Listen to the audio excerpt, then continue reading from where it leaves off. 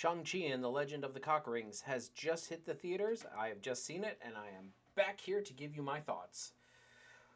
Well, so this movie here was okay.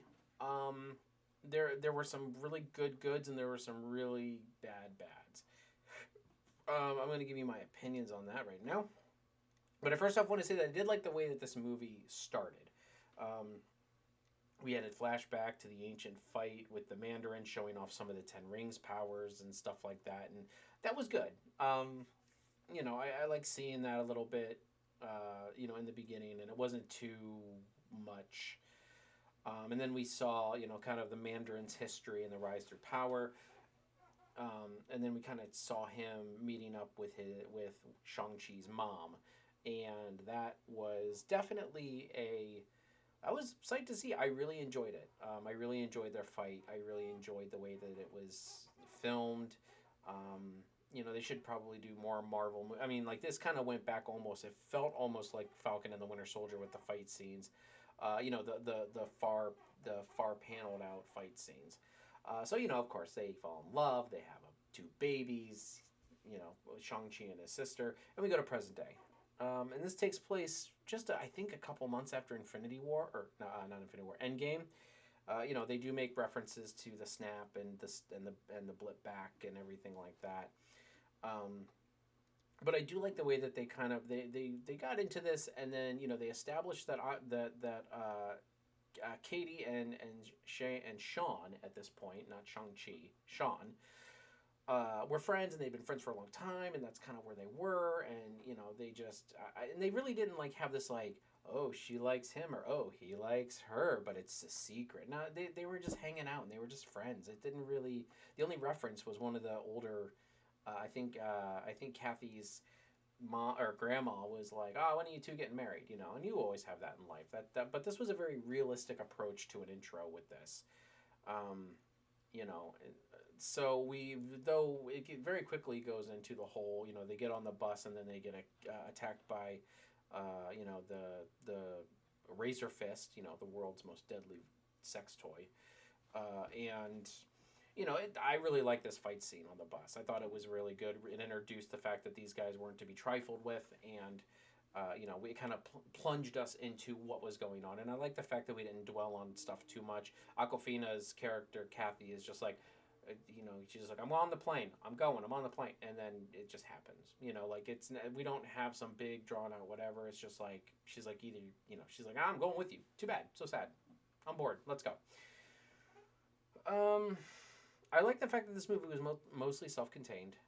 That's what I like from these movies. That's what I like Doctor Strange, Captain Marvel, Thor. You don't have a lot of big crossover stuff going on. There's a little bit with Wong and Doctor Strange because Wong's in there a couple times, but kind of makes sense with where we're at in the MCU of it all. It has a bit to do with the mystic arts and everything. So you're gonna have that, but it wasn't too much where I was kind of like, oh god, here we go.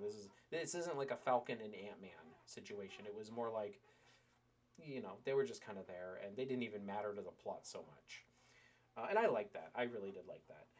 Um, so there's not in this story, it just didn't seem like there was much that was crossing over. I mean, there's mentions obviously of the snap, and half the population disappearing and coming back, and yada yada. So I've heard that this takes place before Spider-Man: Far From Home. So I don't know. Someone's eventually gonna have to put out. I mean, we'll have to wait till it comes to Disney Plus. They'll put it on the timeline where they think it is.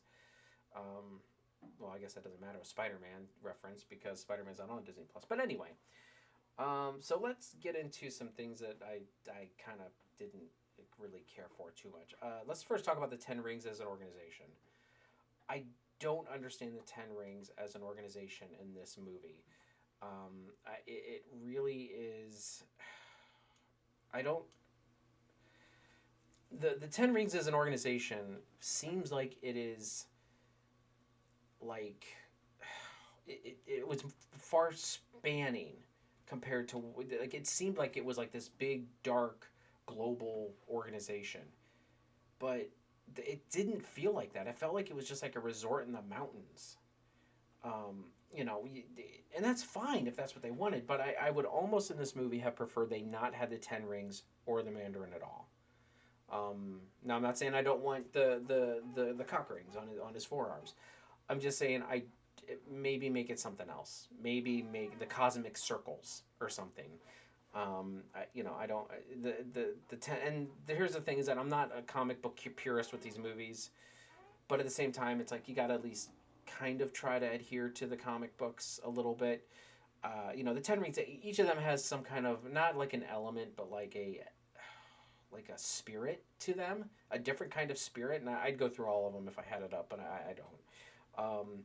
And I know that they're little rings, and I get it. You don't want to have a guy running around with like literally little rings on his finger. Uh, but at the same time, it's like they kind of lost the purpose behind what the Mandarin and the Ten Rings were because, and as an organization, because the Ten Rings as an organization did not seem like it was like a big global dark, like almost like a Ra's al Ghul's, you know, League of Assassins type thing. Like they tried to make it seem that way, but it failed at seeming that way. It seemed like it was just a resort for, you know, the Turtle Hermit School, you know, like in Dragon Ball. Like there wasn't a lot of people involved in there. They weren't very. They weren't. I almost want to say up with the times. Like, so I really feel like that they dropped the ball at making the Ten Rings as an organization seem menacing or even remotely relevant is probably actually the word I'm looking for. Um, the Mandarin. Let's talk about him. The Mandarin was wasted in Iron Man 3, and in my opinion, he was wasted here. The problem with the Mandarin in this movie is that he did not seem menacing. He seemed a little menacing in the beginning, but he did not seem menacing at all as like Ra's al Ghul. Like I correlate the Mandarin to Ra's al Ghul. You know, like very very. And I know people are probably going to correct me. Probably not. That's a bad comparison. That's how I view it. You know, a guy that has a super secret organization who has lots of political and power. You know, power. You know, it that's just how I see it.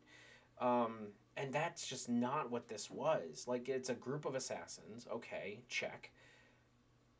And they're in a reclusive area. Now, I know that that's maybe what they were in the past, but then Mandarin went and became a family man and everything like that. Okay. He took the rings off. Okay. But I mean, still, like this.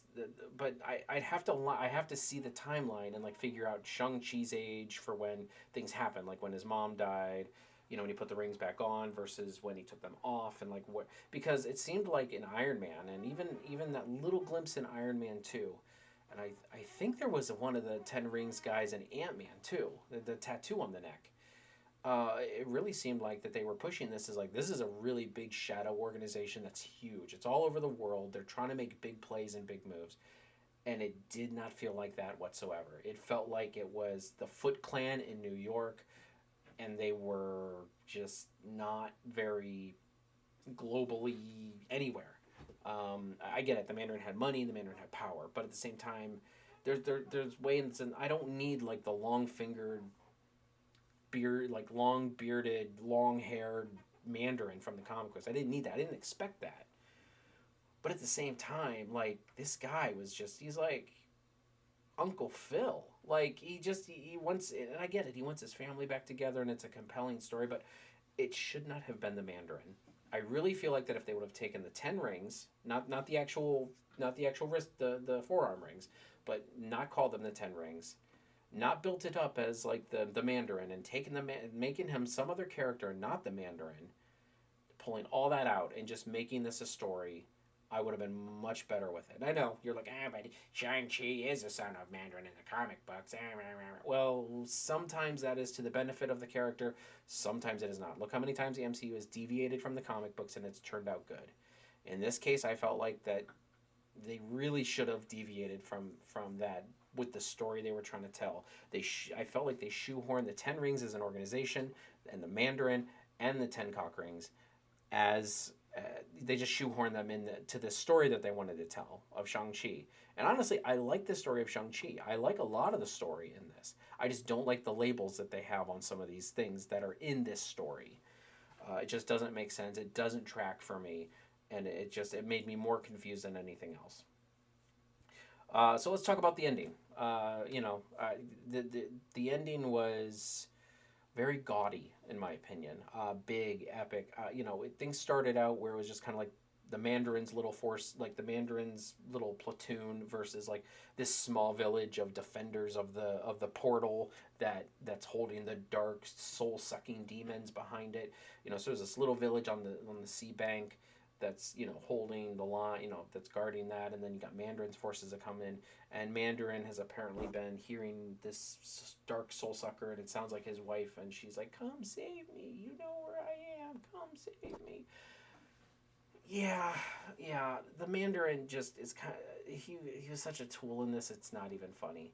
I really, as I said, it would have been much more forgivable if it was like anyone else, someone else. I don't care. Make a new character, for God's sake. Um, so in the ending, I mean, there's dragons and there's soul sucking minions, and then eventually, and then Shang-Chi, everyone's fighting, and Shang-Chi and his father, the Mandarin, fight, and they're going back and forth. And Shang-Chi's, it's actually a good back and forth fight. I actually like this because even though Mandarin had the 10 rings, Shang-Chi was still holding his own in some points, and I appreciate that. And then Shang-Chi actually said something to piss the Mandarin off about, he's basically saying, look, would you even want, mom wouldn't even want to come back if you were like this, and it just pissed him off, and he just raffle stomped him right into the water. So then the Mandarin goes over to the portal wall that's holding back the demons, and he starts, punching the wall with the rings and everything like that, and that starts to let the little minions out, and they start soul sucking people in the fight. Um, and so they start taking it back, and you can hear like something big behind the wall, the door there that's sealed. But they're taking back the souls in order for it to get stronger. And eventually, the Mandarin wears the door down enough, and the soul sucker big monster Smaug. I mean, I know it's not Smaug obviously, but it's just this big soul sucking dragon. Looks like, I mean, it gets powerful enough, and there's also like this big like water dragon that looks really cool. Don't get me wrong, a lot of this stuff is cool. Um, but this dragon, is fighting off these little dinky soul suckers, and eventually the big daddy busts through, and it's a big all out brawl because there's soul sucking minions now openly coming out, and this big daddy's out there, and so Shang-Chi is trying to fight his dad, and then so and then here's another one of my issues with the Mandarin. He basically gets bitched out by the big soul sucking dragon. As soon as this thing comes out, it grabs a Mandarin and it sucks his soul out, and he gives the 10 rings over to Shang-Chi. And then Shang-Chi, and there was some great imagery here with the 10 rings and stuff like I like them as like a mystic weapon, but like not as the 10 rings. So yeah, so he gives them over, and then Shang-Chi now has the 10 rings completely. Like he for a while in the fight he had like 5 of them, then he got 10 of them for a minute, and then he threw them down, and then and then he, as I said, it was just not that great.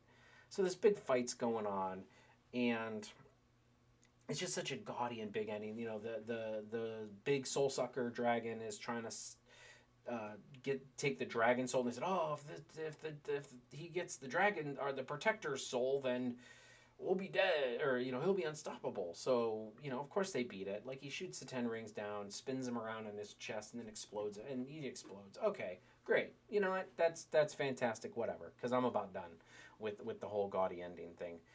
And yeah, I mean, happily ever after, I guess. I mean, there's a lot more to this movie. I'm skimming over a lot because I don't want this review to be like an hour long, or well, this discussion review thing to be an hour long.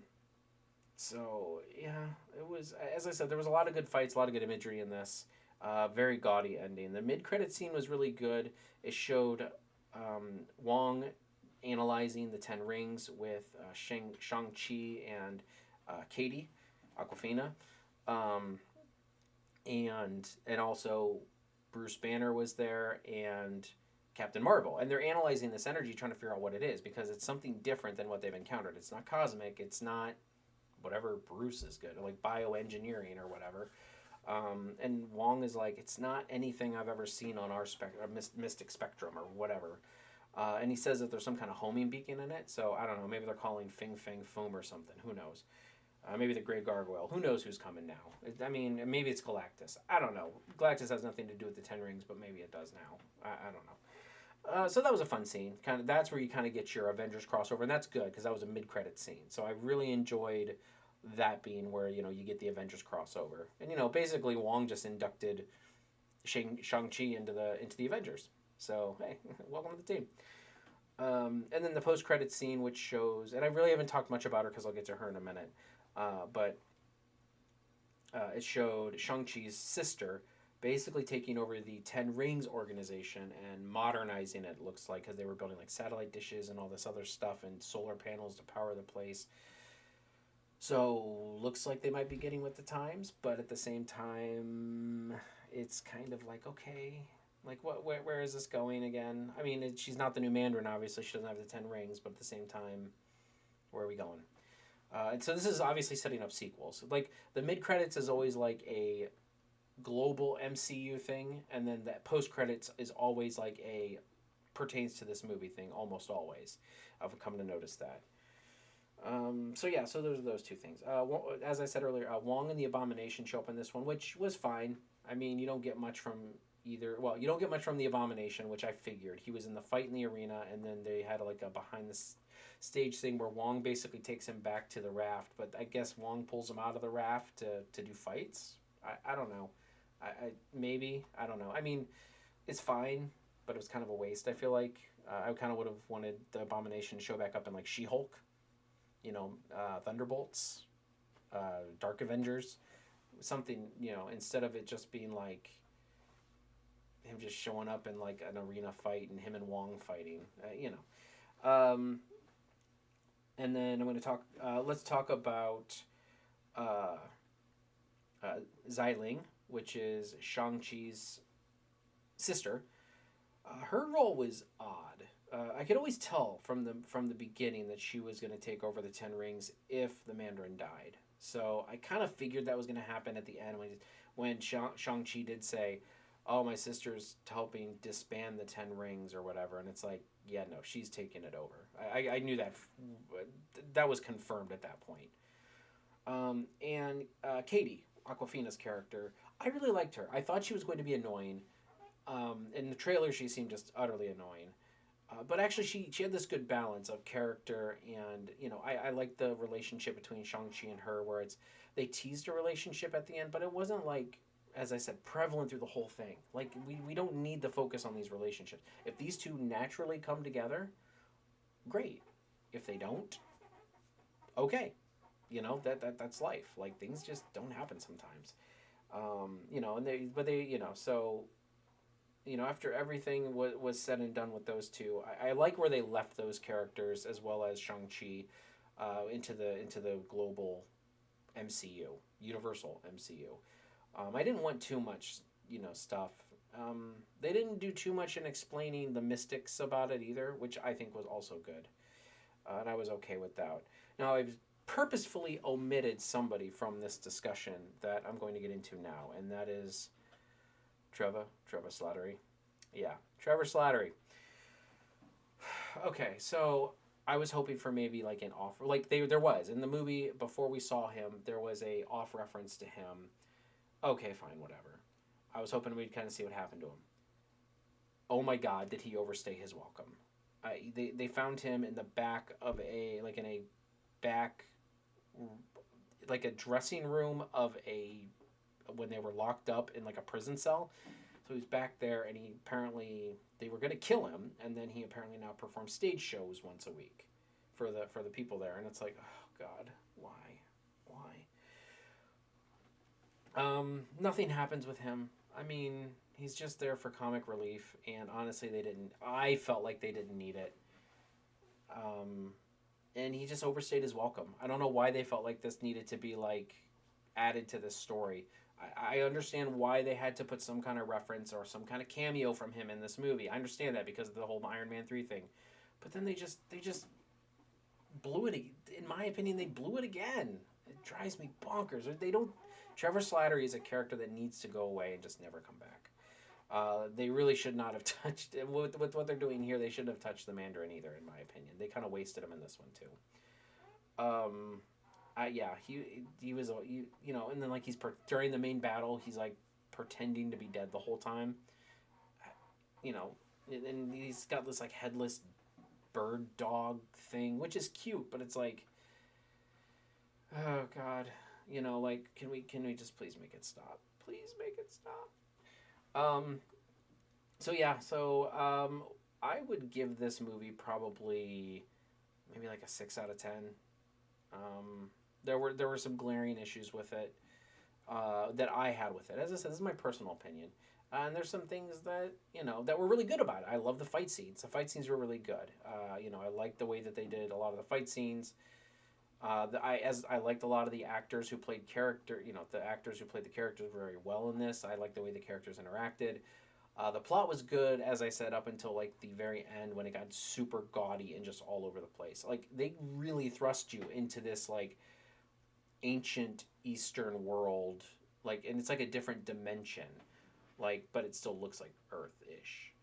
Um, so they really throw you into it, and it's just like holy crap. Like, okay, I wasn't ready for like flying dragons and soul sucking whatever those were, and so yeah, I would say 6 out of 10. But as I said, I want to see more of Shang-Chi. I want to see more of where this kind of stuff goes. I just felt like this wasn't the best first outing for Shang-Chi. I really hope that they kind of, you know, buckle down on the character and pull it more into its own rather than, I don't know. I can't place it. And I mean, I'm not a huge fan. I know, but this is probably like people are screaming at their screen saying, "Well, you're not a fan of old kung fu movies and shit." And I'm like, "Well, you're right. I don't watch a lot of old kung fu movies. I watch MCU movies." And I'm okay with having a MCU movie that is like a kung fu movie. I just feel like that this just didn't work. Like the mesh didn't work. I felt like that they were trying to implement too much, and I'm actually leaning the opposite way. I feel like that they leaned too much MCU into this movie. I felt like they should have departed from it a little bit. And Shang-Chi, and as I said, get the 10 rings out, get the Mandarin out, just take it. The 10 rings, like the 10 rings, like the cock rings, just make them something different. Don't we don't need the man. Like, I felt like this movie was just bogged down by the fact that the Ten Rings as an organization was crappy. The Mandarin was a joke. And, the Ten Rings as a weapon or object or MacGuffin, whatever you want to call it, was misutilized in the sense of what they're supposed to be. So I really feel like, honestly, if they would have leaned the opposite way where they kind of made it their own thing even more rather than leaning more into the comic book material, I felt like it would have been a lot better for me. But yeah, so those are my thoughts. What are yours? Leave them in the comments. Please, if you haven't already, please give us a like.